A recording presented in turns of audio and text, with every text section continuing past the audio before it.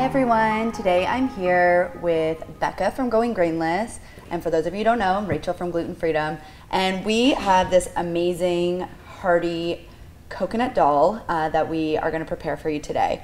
I love this recipe, especially for the fall winter months when it gets a little colder. It's a perfect one pot dish that can last you throughout the week, or you can freeze it for later on. It's immunity boosting with the turmeric and the ginger, so great for cold and flu season, and it's super hearty. I mean, it's vegan by nature, but if you wanted to add some animal protein, some organic chicken, or even some shrimp or some fish to make it a little bit more satiating for your diet preference, then feel free to do that. So we've got our large pot heating, and we're going to do about a tablespoon of coconut oil. So you just put that in there, let it melt briefly.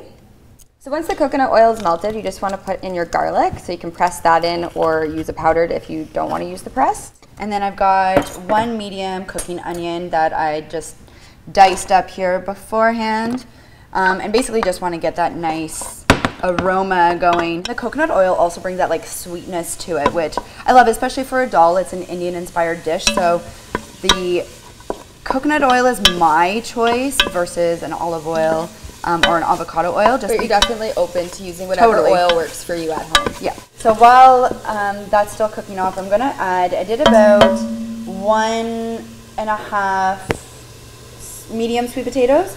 I just chopped them up pretty roughly. Like, you can cut them as big or small as you like, but I do kind of big chunks, as you can see. It also saves a bit of time, so if you're doing it on a weeknight when you get home, it's not like you're spending all this time in your kitchen chopping for hours. Exactly. So put most of that in, and then I'm going to add in the spices. So I'm going to do about a tablespoon of organic curry powder. I'm eyeballing it, but feel free to measure it out if you need. And then I'm just going to freehand again, but I've got some organic turmeric. That's mostly for the immunity benefits. It's going to give a nice earthiness to it, and then that vibrant yellow color. And then I also beforehand chopped up about a tablespoon of fresh ginger. You could use ground ginger if you'd like, but I just like using fresh when possible. So about like 1 inch, I would say, of fresh ginger, and just peel it and then chop it up finely. And so we've got all of the ingredients nicely coated with the seasoning. I'm going to add just a little bit of chili flakes because I like a bit of heat. I know Becca does too. Yeah, but again, you can add it as your preferences. But it is nice if you are battling a cold or the flu to get those sweat it out. Yeah, going. Get the juices flowing. A little bit of chili flake will help with that process. So right now we're adding in our stock. Again, you can use vegetable or chicken stock, so you just pour that in, and then a can of coconut milk as well. So we like using the full fat coconut milk. It just really adds that ultra creaminess to it. So what we want to do is just use the coconut milk and adding all the liquids. We're going to bring it to a boil and then let it simmer.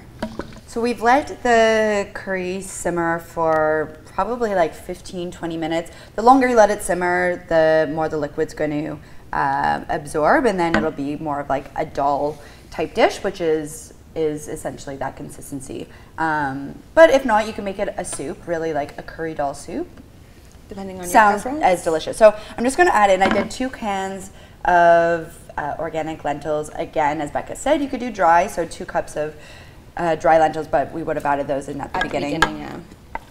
But because he's already cooked and softened, we'll just mix them in. Actually, I'll let you stir that, Becca, and then I'm going to go over here and I'm just going to roughly chop a bit of cilantro. If you're like us and love cilantro, then we'll just chop some of that up. It adds like a nice aroma to the dish.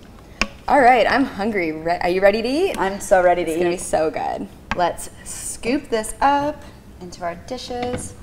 And this is great, again, like if you're doing like a potluck, this is so great, whether you're with friends or family. Great weeknight meal. Oh my gosh, that's... You're going to top her off with some cilantro. And now for the best part, we get to enjoy it. Cheers. So good. So good. Super aromatic. That curry flavor is unbelievable with the sweet potatoes. And the cilantro, just, yeah, it's a great combination. And for how easy this was, it was literally whipped up in Less than 20 minutes. So for all you non-cookers out there, this is something that you could master and impress all your friends and family. So happy cooking. So we just want to thank Nature's Emporium for hosting us today. Their beautiful kitchen space, all of their amazing ingredients that we were able to shop for in the grocery store beforehand. It's been really so incredible. It is. It's a health foodie's dream here, really, from the ingredients, the grocery store, the kitchen space, everything. So thank you so much, Nature's Emporium. We couldn't have done it without you, and we can't wait to share the series of recipes that we were able to create in the space, with the produce, with the ingredients. So hope you enjoy it, and we hope that there's more to come.